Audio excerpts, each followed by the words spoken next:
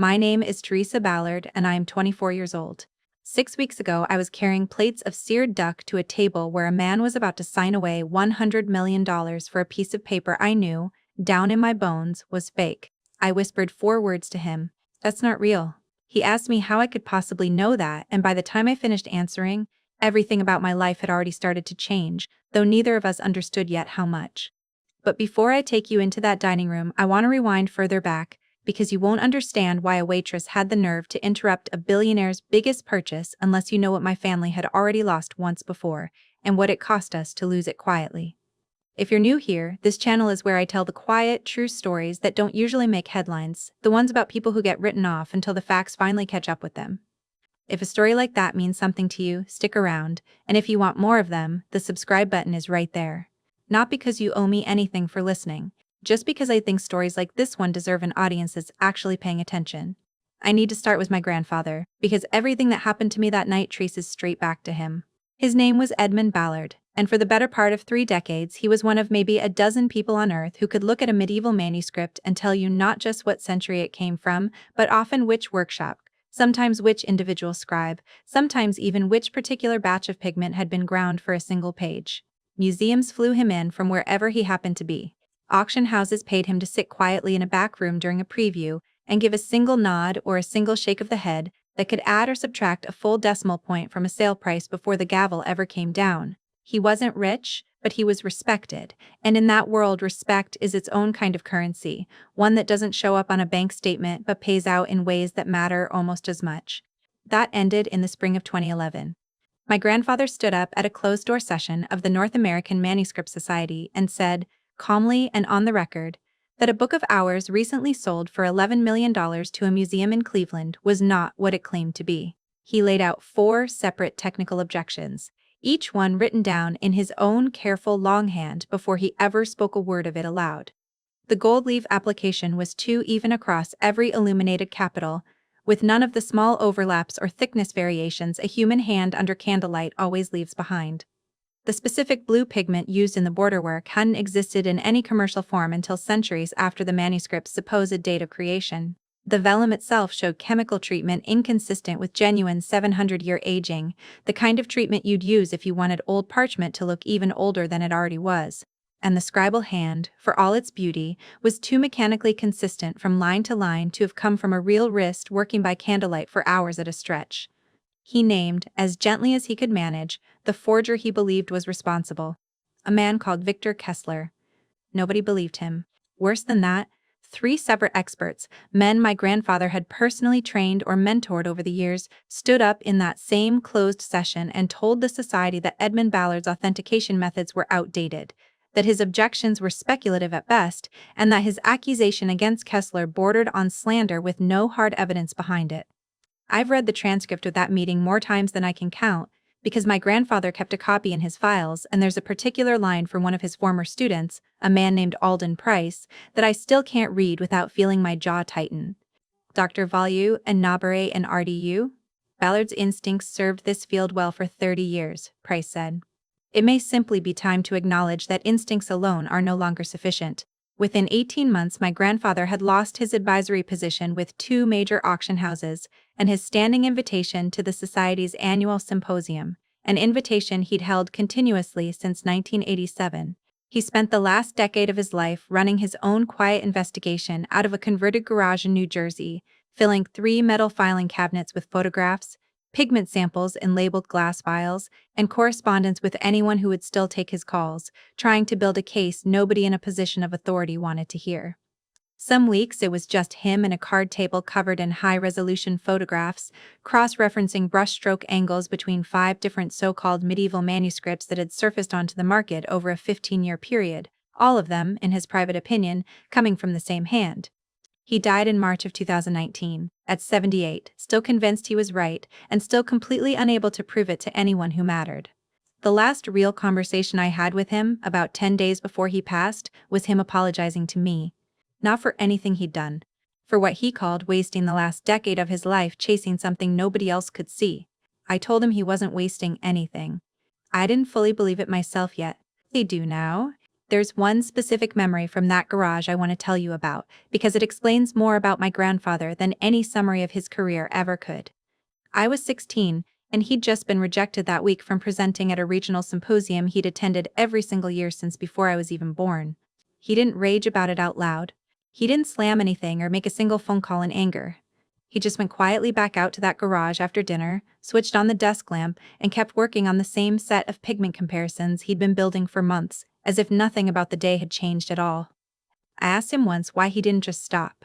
Why he kept pouring his own money and his own time into a fight almost nobody else believed was worth having anymore. He told me that a man who stops looking for the truth just because it's inconvenient for other people to hear it isn't actually protecting anyone at all. He's only protecting his own comfort, and comfort had never been something he was particularly interested in protecting. I didn't fully understand what he meant until years later, standing in that dining room with a water pitcher in my hand and every practical reason in the world to just stay quiet. I was 14 when he first sat me down at that workbench and taught me how to look at a manuscript the way he did. Not for beauty, for evidence. He'd hold a magnifying loupe over a photocopy of some illuminated page and say, "Teresa, tell me what's wrong with this letter." And I'd stare and stare until I finally saw it. The tiny asymmetry a real hand always makes and a machine, or a very careful forger, almost never quite replicates. He used to say that forgers fail in exactly one place every single time, and that place is confidence. A real scribe wasn't trying to be perfect. A forger always is, and that trying is the tell. By the time I started my graduate program in art history at Columbia, 7 years after his career collapsed, I had absorbed years of his private education, the kind you simply cannot get from any university syllabus. I just didn't know yet what all of it would eventually cost me, or what it would someday give back in return. There's another memory I keep coming back to from those Saturday afternoons, one that has nothing to do with manuscripts at all, and everything to do with how he thought a person should carry themselves once they knew something other people didn't.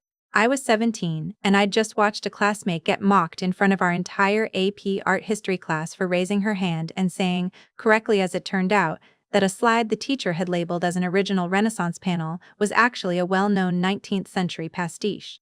The teacher brushed her off in front of everyone, and she never raised her hand again for the rest of the year. I told my grandfather about it that weekend, expecting him to be outraged on her behalf. Instead, he asked me a question I didn't expect. He asked whether she'd been right. I said yes. He asked whether being laughed at had changed that fact even slightly. I said no, obviously not. He told me that was the whole lesson, right there, and that most people spend their entire lives confusing the two things, treating a room's reaction to the truth as though it were evidence about the truth itself, when really, it almost never is. He said the room reacting badly to something true just means the room isn't ready yet, not that the thing said was wrong. I didn't fully appreciate how much that one conversation would matter until I was standing in the Kessler room 7 years later with 4 powerful men staring at me like I'd lost my mind. And one of them had, in fact, already laughed. Graduate school in New York is not cheap, and my grandfather hadn't left much of an estate behind once his advisory income dried up, so I paid my own way by waiting tables 4 nights a week at a restaurant I'm going to call Chez Avril, a private, reservation-only dining room favored by people whose net worth I genuinely could not have calculated even with a spreadsheet. I want to be precise about the arithmetic of my life at that point, because precision is a habit my grandfather beat into me, and I'm not about to drop it now just because it's uncomfortable. I was earning $14 an hour in base wages plus tips that on a good night might push the total to around $220, working 4 shifts a week around a full-course load, submitting a thesis chapter on Ottonian manuscript illumination that was already 6 days late because I'd spent Tuesday night on the floor instead of at my desk. That was the version of me who walked into work on a Thursday in late September and got pulled aside by my manager before I'd even clocked in. Marcus had never looked at me quite the way he did that night, somewhere between excited and outright terrified. He told me I was working the Kessler room that evening, our most private space, seating for 12 normally but set for exactly 4, and that the client was, in his words, extremely high profile, the kind of high profile where one wrong word could sink the whole restaurant's reputation with a single bad review passed along in the right circles. He told me that twice, maybe 3 separate times, gripping my shoulder a little harder each time like repetition alone could guarantee I wouldn't mess it up. I said of course, though inside I was quietly doing math about the 4 extra hours this assignment was about to steal from a thesis chapter that badly needed them. The Kessler room. Yes, I noticed the coincidence of that name the moment I walked past the little brass plaque outside the door, only it wasn't a coincidence at all. It was simply the actual name of the actual forger my grandfather had spent his final decade chasing, and I didn't fully connect that thread until much later that same night. That evening, I only knew it as our best private room, mahogany-paneled floor-to-ceiling, a scattering of genuinely valuable oil paintings hung along one wall that the owner liked to brag about at industry parties, chandeliers throwing off the kind of warm light photographers spend hours trying to fake in a studio. When I did a final check on the table settings, I caught sight of the four men already seated through the half-open door, and one of them stopped me completely cold. Harrison Cade. Even someone who reads more auction house catalogs than gossip magazines recognizes the name Harrison Cade. 51 years old according to the last profile I'd read on him, with that particular quiet stillness that very powerful people develop once they stop needing to prove anything to anyone in a room. His art collection was, by most industry estimates, one of the 5 largest private collections in North America, most of it locked away inside a climate-controlled facility that almost nobody outside his own staff had ever been permitted to walk through. I'd read about him in 3 separate seminar papers without ever once expecting to see him in person, let alone stand at his shoulder pouring his wine. Marcus caught my elbow in the hallway one last time and told me they were ready for service. I walked in with the smile I'd rehearsed across 2 years of fine dining shifts, introduced myself the way I always did, and Cade looked up from a slim leather folio he'd been studying with an expression that told me immediately he didn't miss much of anything. He mentioned that the 4 of them would be discussing business through the meal and might need extra time between courses. I told him to take whatever time he needed, and went to pour the first round of wine, already sensing that whatever was happening in that room mattered more than a normal client dinner ever did. The other 3 men at the table were dealers, or brokers, or something adjacent to both, and they kept referring back to a slim leather case sitting at the head of the table with the kind of reverence you'd normally reserve for a religious relic. As I poured, I caught fragments of the conversation, provenance traced through 6 collections across 4 centuries, 3 separate independent authentications commissioned, ink analysis, parchment carbon dating, calligraphic verification signed off by 2 European specialists whose names I actually recognized from a footnote in my own coursework. Words that had filled my childhood, suddenly filling this dining room instead of my grandfather's garage. By the second course, one of the dealers unlatched the case and lifted out a manuscript so carefully it might as well have been made of blown glass. Even across the room, even balancing a full tray on one arm, I could see the gold leaf catching the chandelier light, the deep lapis blue of the illuminated capitals bleeding faintly across the page margins, the kind of medieval beauty that had made me choose this field of study in the first place, years before I understood how ugly the business side of it could get. The dealer announced it with real theatrical pride, the way you'd unveil something at auction rather than describe it at dinner. The Lost Gospel Book of St. Adelhard, missing from a Bavarian monastery since 1944, presumed destroyed or lost to the war, now recovered through a private estate sale in Zurich, and ready, finally, for its rightful place in a serious private collection. The asking price was $100 million, and nobody at that table so much as blinked when the number was said out loud. Cade asked to examine it more closely, and the dealer carried it around to his end of the table, which put it directly in my line of sight as I circled back to refill water glasses. I want to tell you exactly what I saw, because this is the part where my grandfather's decade of obsessive, unpaid, unheard research finally paid for itself in a single dining room. The gold leaf application across 3 separate illuminated capitals was flawless in a way authentic medieval goldwork simply never is. Real gold leaf laid down by hand under candlelight in the 9th century always carries small variations, places where the leaf overlaps just slightly, places where the adhesive shows faint unevenness under raking light. This gold was uniform to a degree that suggested modern tooling and modern precision, not a monk's patient but imperfect hand working a single page over several days. The blue was worse, and it was the detail my grandfather had circled in red ink in at least 4 separate pages of his own files. Genuine 9th century blue pigment came almost exclusively from ground lapis lazuli, and it carries a particular, muted, faintly grayish depth because of trace mineral impurities baked right into the stone. This blue was too saturated, too clean, the kind of aggressive vibrancy you only get from a synthetic ultramarine that wouldn't exist as a commercial pigment until the early 19th century at the very earliest, roughly 900 years after this book supposedly left a scribe's hands. My grandfather had written entire pages about exactly this tell, because it was one of Kessler's signatures, the one flaw the man could apparently never quite train himself out of. He loved his pigments a little too much, my grandfather used to say, and it always gave him away eventually to anyone patient enough to look closely.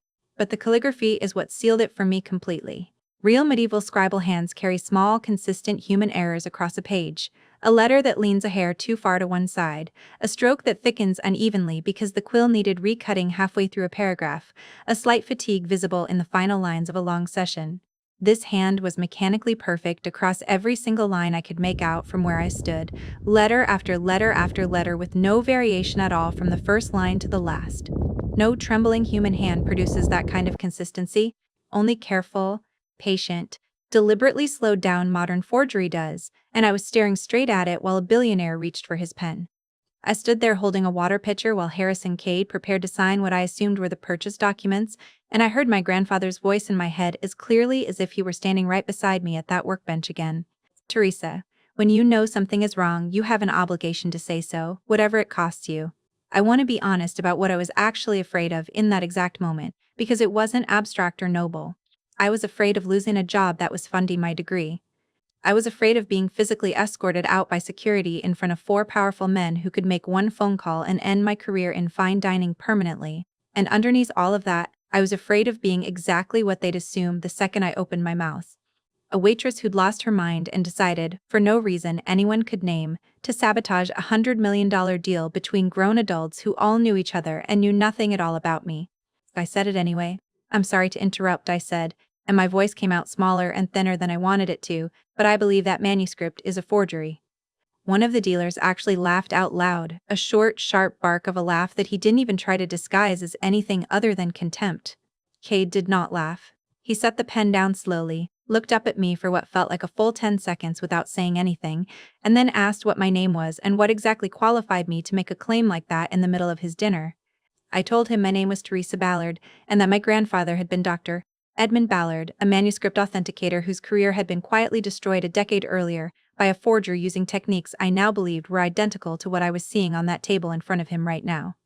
I watched recognition move slowly across his face. He remembered my grandfather's name. He remembered, at least vaguely, the accusations that had gone nowhere a decade earlier and the strange little scandal that had briefly touched the edges of the authentication world before quietly disappearing. He asked me to show him exactly what I meant, and with my hands actually shaking against the water pitcher, I set it down and pointed out the gold leaf uniformity, the anachronistic blue, the mechanical calligraphy, using the exact vocabulary my grandfather had drilled into me across 100 Saturday afternoons at that workbench in New Jersey. One of the dealers called the whole interruption outrageous. Another demanded to know, loudly, who had allowed the waitstaff to comment on a $100 million acquisition in the first place, and asked whether Chez Avro routinely allowed its servers to editorialize over dinner service. A third, the one who'd originally unveiled the manuscript with so much pride, told Cade flatly that 3 separate independent authenticators with decades of combined experience had already signed off on every element of this book, and that he wasn't about to let their professional judgment be overridden by, in his words, an opinion offered over the bread course. I felt my face go hot, and I almost apologized and backed out of the room right there. But Cade asked me one more question before I could. He asked how confident I was, on a scale I could put into words rather than numbers. I told him I would stake my grandfather's entire reputation on it, because in a way, I already was. Cade held up one hand, and the entire room went quiet immediately, and he asked me to wait outside in the hallway while he spoke privately with the other 3 men. I stood in that hallway for 20 minutes that felt like several hours, absolutely certain I'd just ended both my job and possibly my entire career in New York fine dining in one 4-sentence outburst. When Cade finally came out alone, jacket still buttoned, expression unreadable, he told me the 3 dealers had left the building entirely and that the purchase was on hold pending further authentication. Then he said something I've replayed in my head more times than I can count in the weeks since. He said, "Miss Ballard, if you're right about this, you just saved me from a mistake worth $100 million. If you're wrong, you cost me an irreplaceable acquisition that I have wanted for the better part of a decade. Either way, I need to know for certain which one it is, and I want you present when we find out, not reading about it secondhand afterward." Before I go further into what happened inside that lab, I want to pause here and ask you something.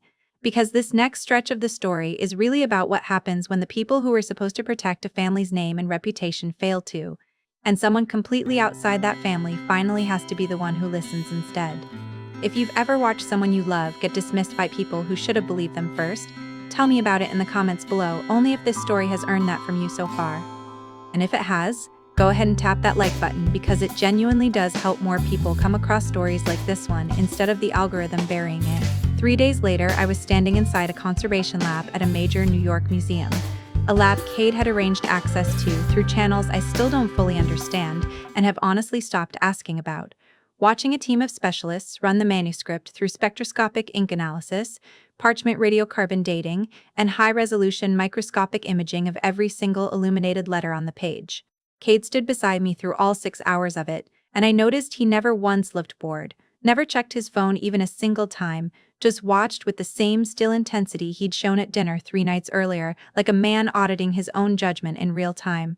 The lead conservator, a woman named Dr. Renata Osei, who had been doing this exact kind of forensic work for 22 years, told us the parchment itself dated correctly to somewhere in the right century, which didn't actually surprise me, because skilled forgers very often use genuinely old, blank parchment scraped clean of its original text and reused for a new forgery, a technique with its own long and ugly history going back centuries. But the ink showed clear traces of modern synthetic compounds under spectroscopic analysis, and when she asked me to walk her through exactly what I'd noticed about the letter forms at dinner, I pointed out the same mechanical consistency I'd seen across the page that first night. She studied the high-resolution images for a long moment in total silence, then admitted, with what sounded like genuine professional humility, that she had missed it entirely on her own first pass, and that whoever had made this piece was extraordinarily skilled, more skilled than almost anyone she'd personally encountered in over 2 decades of this work. I remember one specific moment from that lab more clearly than almost anything else from that week. Around hour 4, Dr. Dr. Osei pulled up a side-by-side comparison on her monitor. Our manuscript's illuminated capital letter next to a genuine 9th century example from a manuscript already confirmed authentic and held in a European collection for over a century. She asked me, without telling me which was which first, to point to the one I believed was real. I pointed to the correct one within about 4 seconds, and she sat back in her chair and asked how I could be so fast about it when her own team had needed hours of instrumentation to reach the same conclusion. I told her the truth, which is that I wasn't reading the letter for its beauty at all. I was reading it the way my grandfather taught me to read anything, for the places where a human hand had clearly gotten tired, or distracted, or slightly impatient, because those small failures are exactly what prove a person actually made the thing in front of you. Machines don't get tired. Careful forgers train themselves not to either. Only real scribes, working real hours, ever do. The final results came back 6 days later, all 31 pages of the formal report. The manuscript was confirmed a forgery, consistent in every measurable technical detail with the working methods my grandfather had spent his last decade quietly documenting in that converted garage nobody else ever bothered to visit. Victor Kessler's name appeared in Dr. Osei's official written report, the first time in over 10 years that anyone with real institutional standing had put that specific accusation down on paper rather than dismissing it in a closed-door meeting. Cade called me himself to deliver the news personally, rather than having an assistant do it. He told me I'd saved him $100 million, and I told him, as honestly as I could manage, that I hadn't done any of it for him. I'd done it because I genuinely could not stand there and watch someone hand over that much money to a con artist while I possessed the exact knowledge required to stop it. He asked me to come to his office the next afternoon to discuss what he called my future, a phrase that sounds a little dramatic until it actually happens to you and you realize you have no real idea yet what it's going to mean. His office occupied the entire top floor of a building in Midtown, floor-to-ceiling glass with a view that stretched clean out to the horizon on a clear day. But what actually stopped me cold in the doorway wasn't the view at all. It was the art. A genuine Monet water lily study hung near the elevator bank. A small preparatory Picasso sketch sat framed near the window in a way that suggested it got moved around depending on his mood. What I was fairly certain was an authentic Van Gogh drawing hung directly above his desk, close enough that he could look up from paperwork and see it every single day without thinking twice about it. This wasn't office decoration in any conventional sense. It was closer to a private museum that happened to also contain a desk and a phone. He told me, almost offhand, that this floor was only the overflow, that the real collection lived inside a dedicated climate-controlled facility in Connecticut that housed roughly 2,000 individual pieces spanning several centuries and continents. Then he offered me a job. Curator of that entire collection, and more specifically, an authentication specialist tasked with investigating other suspected Kessler forgeries that might already be sitting quietly inside major institutions and private collections around the country, hiding in plain sight behind respectable provenance documents nobody had bothered to question in years. I told him I was flattered but that I was still in graduate school, that I didn't have the credentials people usually expect for a position with that kind of responsibility attached to it. He told me I had something more valuable than a diploma hanging on a wall. I had direct training from one of the only people who'd ever correctly identified Kessler's work in real time.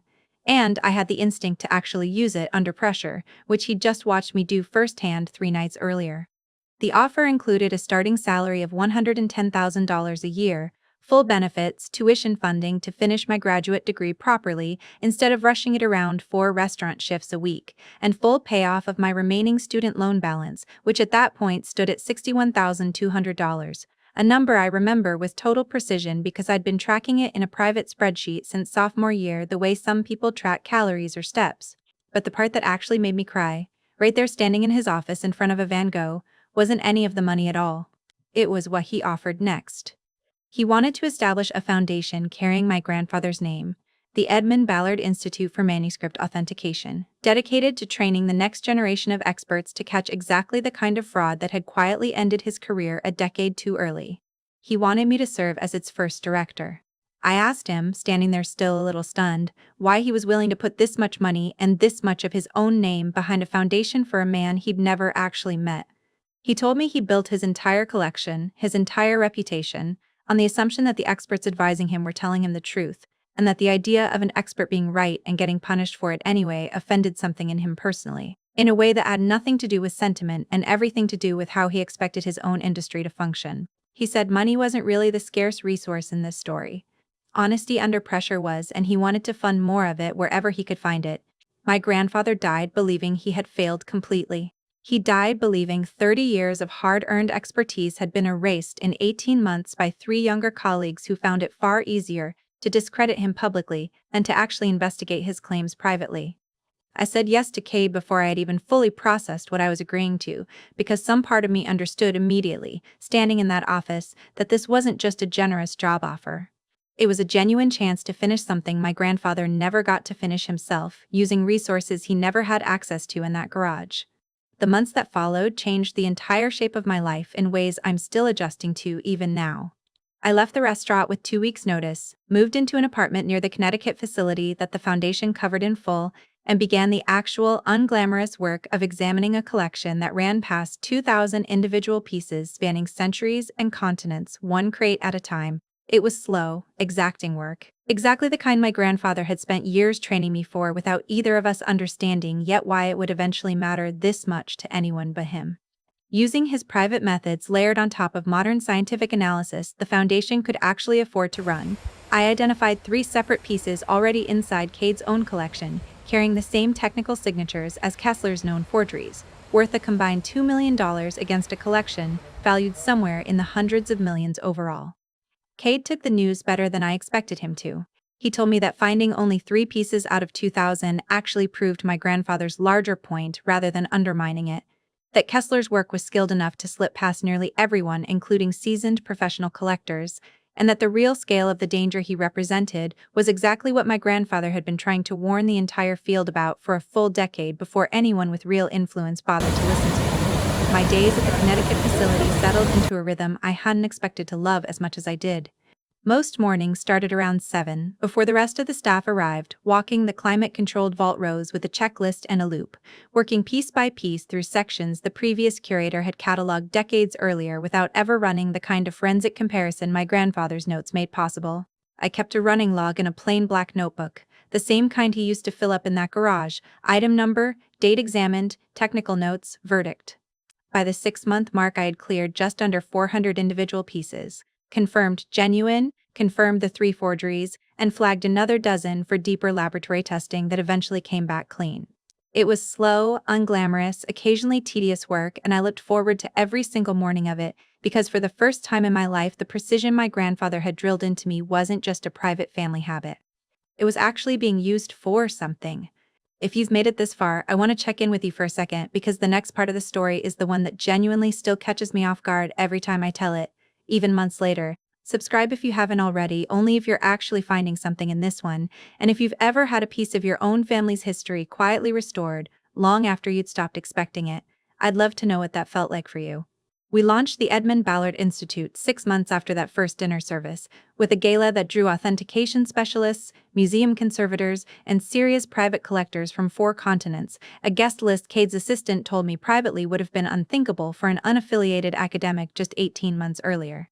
I stood at a podium in a room full of people who, a decade before, would have politely dismissed my grandfather as a bitter old man protecting his own wounded ego, and I told them instead what he had actually spent those final 10 years doing, quietly, without any institutional support, entirely on his own dime. I told them that when we authenticate a piece of art, we aren't only protecting a price tag or a collector's insurance policy. We're protecting the historical record itself, because every genuine object carries real, physical information about the people who actually made it, and every convincing forgery quietly erases a small piece of that record and replaces it with a lie dressed up carefully as history. A lie that can sit undetected in a museum for generations if nobody ever bothers to look closely enough. If this next part surprises you, it genuinely surprised me too, and I want to be honest that I never once saw it coming, not even after everything else that had already happened that year.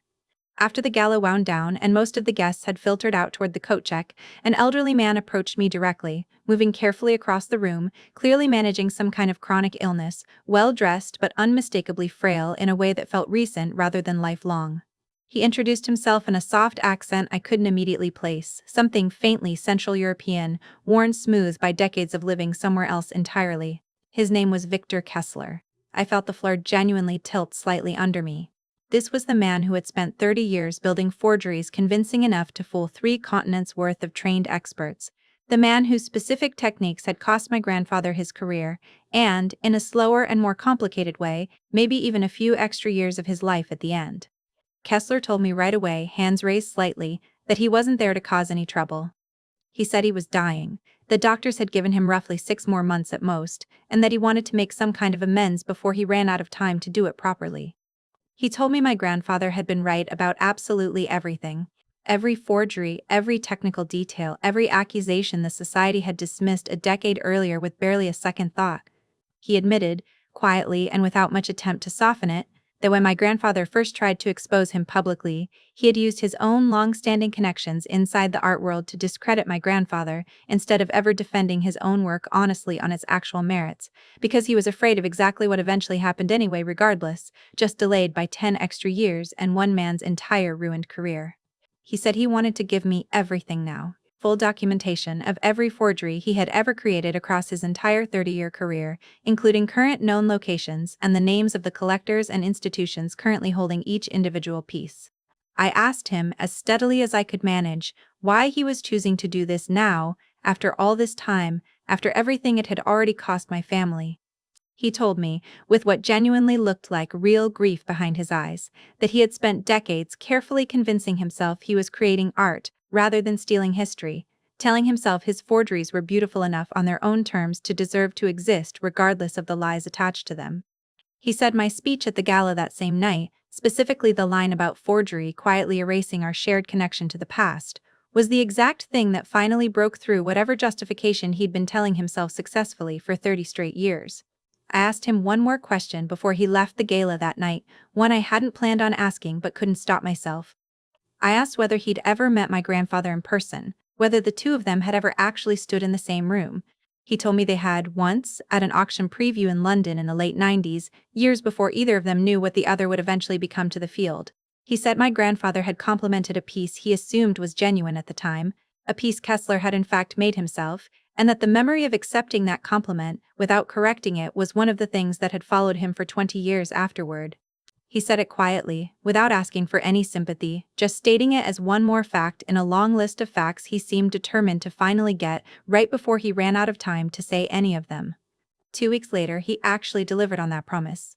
Detailed records covering 47 separate confirmed forgeries, spanning 3 full decades of work, including pieces sitting quietly on display inside major museums that would almost certainly never willingly admit they had been fooled, and pieces tucked inside private collections belonging to people whose entire public reputations depended heavily on nobody ever finding out. Kate and I went through every one of those documents together over several long nights at his office, ordering in cold takeout that neither of us ever remembered to eat, and I remember him looking up at me at one point around 2 in the morning and asking what I actually wanted to do with information this explosive now that we finally had it in hand.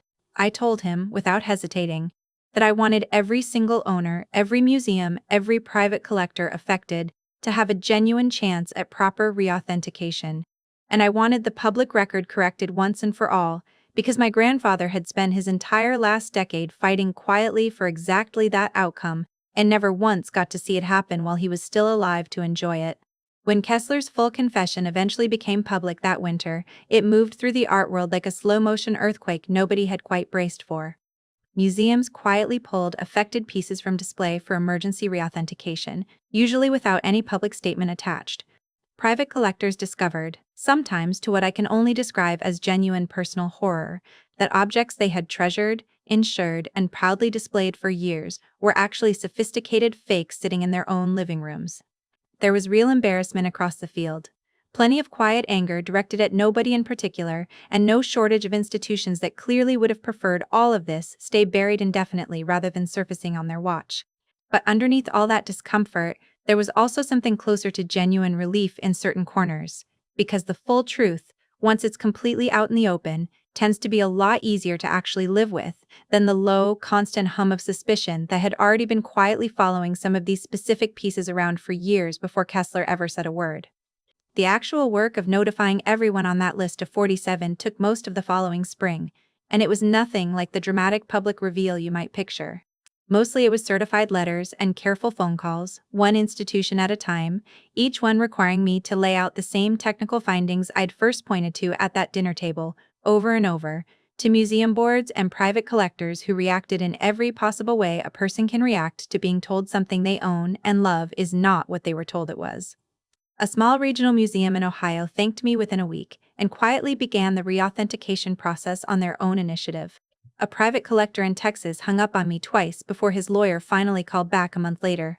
One institution, a mid-sized museum on the East Coast that had built an entire wing around a supposed medieval devotional collection, initially threatened legal action against the foundation for what they called reckless and unverified claims, right up until their own outside conservators independently confirmed every single detail I'd already sent them in writing.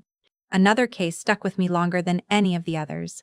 A retired surgeon in Chicago who had bought a single illuminated leaf from Kessler for $60,000 back in 1996 hung it in his study and looked at it every single day for nearly 30 years, believing it connected him to a period of history he'd loved since childhood.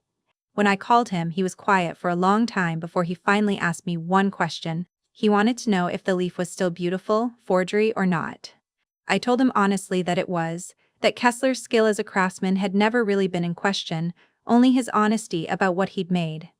The surgeon donated the piece to a university teaching collection a month later, specifically so students could study exactly what a world-class forgery looks like up close, which struck me as one of the more graceful responses to bad news I encountered during that entire spring.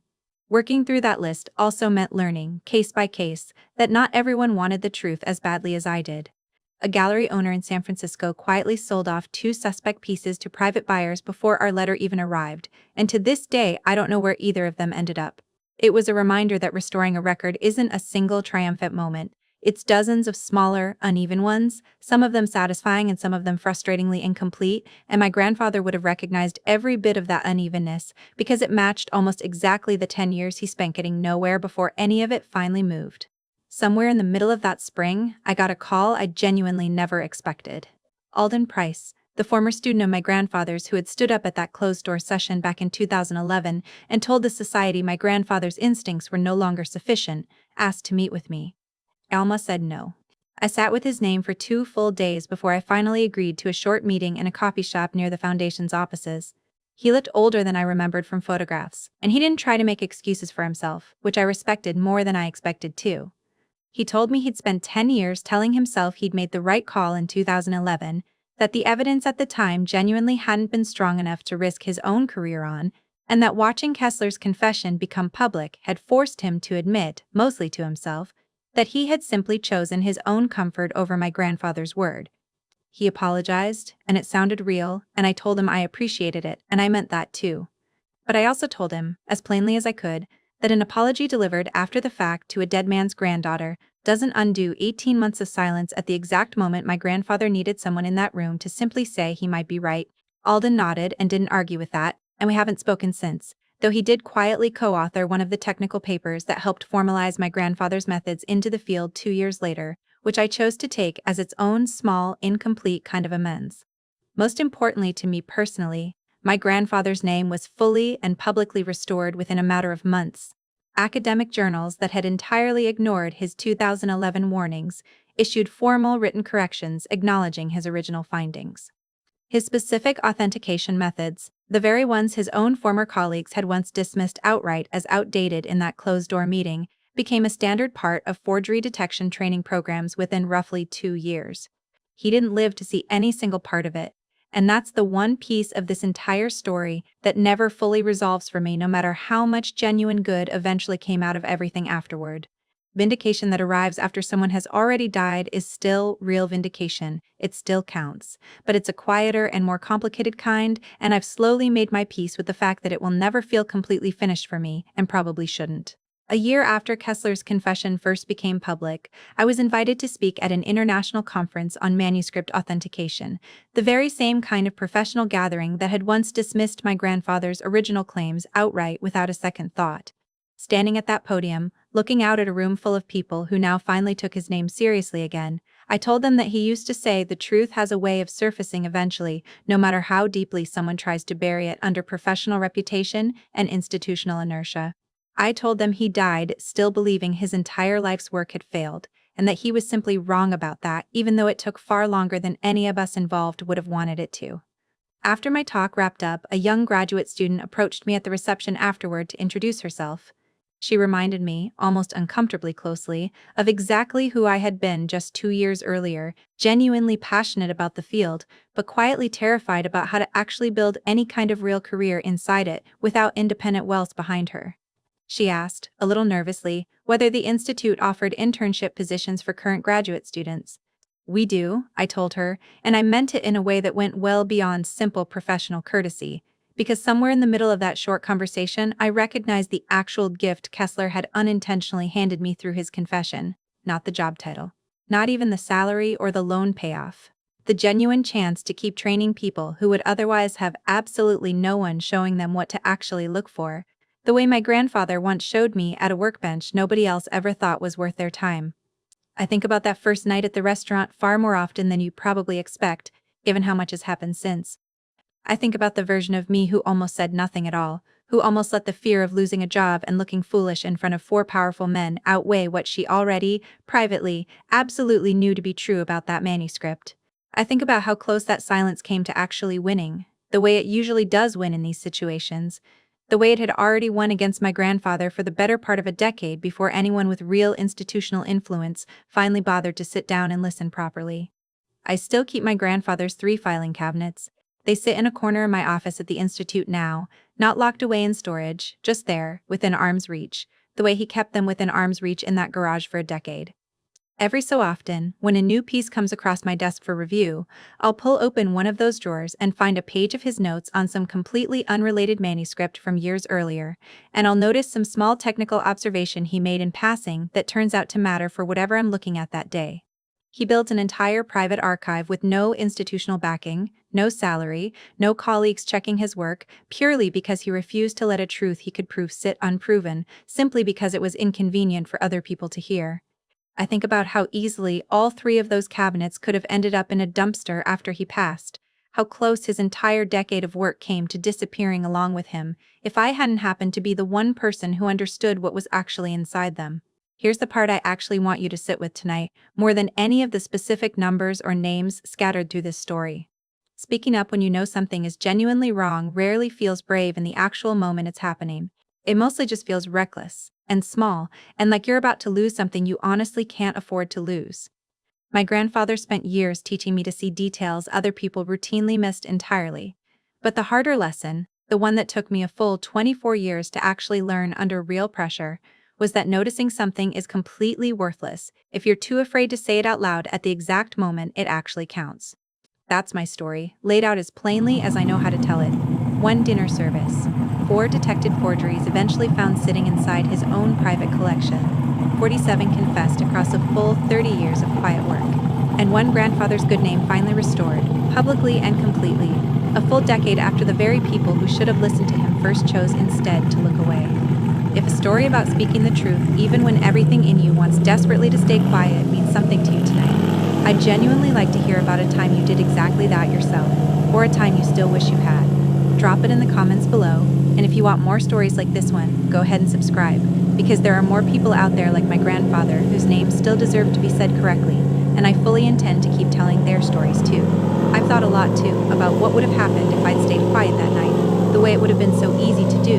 Harris and Kate would have signed those documents. $100 million would have moved from his accounts to a dealer who had no idea, or every idea, that he was selling a fake. That forged gospel book would have entered a private collection, then eventually perhaps a museum loan, then eventually a textbook, and somewhere down the line a graduate student very much like the one who approached me after my conference talk would have written a thesis chapter about it as though it were real, because by then enough time would have passed for the lie to calcify into accepted history.